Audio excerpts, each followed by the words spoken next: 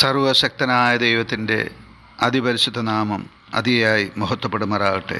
നിങ്ങൾ ശ്രവിക്കുന്നത് Jesus voice message. എല്ലാ ശ്രോതാക്കൾക്കും കർത്താവായ യേശുക്രിസ്തു നാമത്തിൽ സ്വാഗതം. അല്പസമയ ധ്യാനത്തിന് ഒരു വചനം വായിക്കുന്നു. വിശുദ്ധ യോഹന്നാൻ എഴുതിയ സുവിശേഷം അധ്യായം 5 14 തിരുവചനം.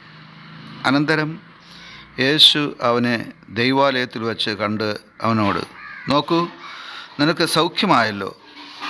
അധികം തിന്മയായത് ഭവിക്കാതിരിപ്പാൻ ഇനി പാപം ചെയ്യരുത് എന്ന് പറഞ്ഞു. കർത്താവിൽ പ്രിയരെ, കഴിഞ്ഞ ദിവസം നാം ചിന്തിച്ച ധ്യാനചിന്തയുടെ തുടർമാനമായിട്ടാണ് ഇന്ന് നാം വീണ്ടും അതേ വിഷയം ധ്യാനിക്കുന്നത്. പാപക്ഷമ ലഭിച്ച ഒരു മനുഷ്യന്, ഒരു ഭക്തന് വീണ്ടും പാപം ചെയ്യുവാൻ കഴിയുമോ? ഒരിക്കലുമില്ല. ഈ സത്യമാണ് ഇന്നും നാം ധ്യാനിക്കുന്നത്. വിശുദ്ധ യോഹന്നാൻ എഴുതിയ സുവിശേഷം 5-ാം അധ്യായത്തിൽ യേശു ഒരു രോഗിക്ക്, അഥവാ 38 വർഷം പക്ഷപാത രോഗം പിടിച്ച് എല്ലാ ചികിത്സകളും പരാജയപ്പെട്ട് എല്ലാവരാലും ഉപേക്ഷിക്കപ്പെട്ട് ഒരു വിശ്വാസത്തിൻ്റെ പേരിൽ സൗഖ്യം ലഭിക്കുമെന്നുള്ള പ്രതീക്ഷയിൽ ഒരു കുളക്കരയിൽ കാത്തിരുന്ന ഒരു രോഗിയാണ് നാം കാണുന്നത്. 38 വർഷം അനുഭവിച്ച രോഗബാധ, ആ വ്യാധിയിൽ നിന്ന് ഒരു വിടുതൽ പ്രാപിക്കുവാൻ ഓരോ ദിവസവും കഠിന പ്രയത്നം ചെയ്യുന്ന ഒരു നിർഭാഗ്യവാൻ. അവൻ്റെ കഷ്ടത കണ്ട യേശു അവനെ സന്ദർശിക്കുകയാണ്. അവൻ്റെ അടുക്കൽ പോവുകയാണ്. നിനക്ക് സൗഖ്യമാകുവാൻ മനസ്സുണ്ടോ എന്ന് ചോദിക്കുകയാണ്. അപ്പോൾ അവൻ അനുഭവിച്ച കഷ്ടത അവൻ വിവരിക്കുകയാണ്. ശേഷം അവൻ പറയുന്നു, ഇവിടെ സാധാരണയായി ഈ കുളത്തിൽ വെള്ളം കലങ്ങുമ്പോൾ ആദ്യമിറങ്ങുന്ന രോഗിയാണ് സൗഖ്യം പ്രാപിക്കുന്നത്. അത് ആ പ്രദേശത്തിലെ ഒരു വിശ്വാസമായിരുന്നു.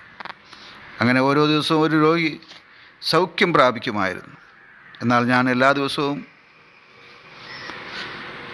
പരിശ്രമിക്കും, പക്ഷേ എനിക്ക് മുമ്പേ മറ്റൊരു രോഗി ഇറങ്ങി സൗഖ്യം പ്രാപിച്ച് കടന്നു പോകും.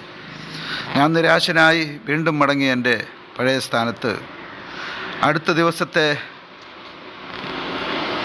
ആ അവസരത്തിനായി കാത്തിരിക്കുന്നു എന്ന് പറയുമ്പോൾ യേശു അവനോട് പറയുന്നു, എഴുന്നേറ്റ് നിൻ്റെ കിടക്കെടുത്ത് നടക്കാൻ. ഇത് പറയുമ്പോൾ തന്നെ അവന് സൗഖ്യം ലഭിച്ചിരുന്നു. ശേഷം അവനെ ദൈവാലയത്തിൽ വെച്ച് കണ്ട യേശു അവനോട് പറയുകയാണ്, നിനക്ക് സൗഖ്യമായല്ലോ. അധികം തിന്മയായത് ഭവിക്കാതിരിപ്പാൻ ഇനി പാപം ചെയ്യരുത്. ഈ സംഭവത്തിൽ നാം കാണുന്നത്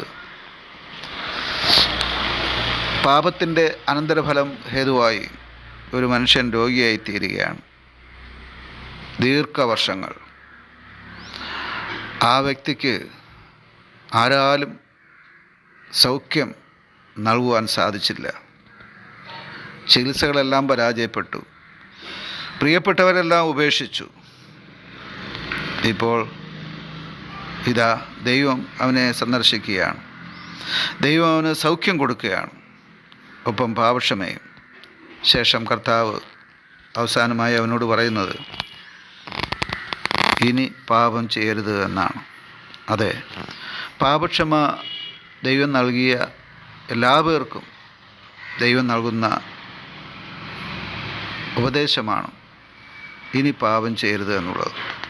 വീണ്ടും പറയട്ടെ, പാപക്ഷമ ലഭിച്ച ഓരോ ഭക്തനും ദൈവം നൽകുന്ന ഉപദേശം ഇനി പാപം ചെയ്യരുത് എന്നുള്ളതാണ്. അതെ, പാപക്ഷമ, പാപമോചനം അത് പ്രാപിച്ചിട്ട് വീണ്ടും വീണ്ടും പാപത്തിൽ തുടരുവാൻ, പാപം ചെയ്യുവാൻ ആർക്കും അനുമതിയില്ല. ആമേൻ.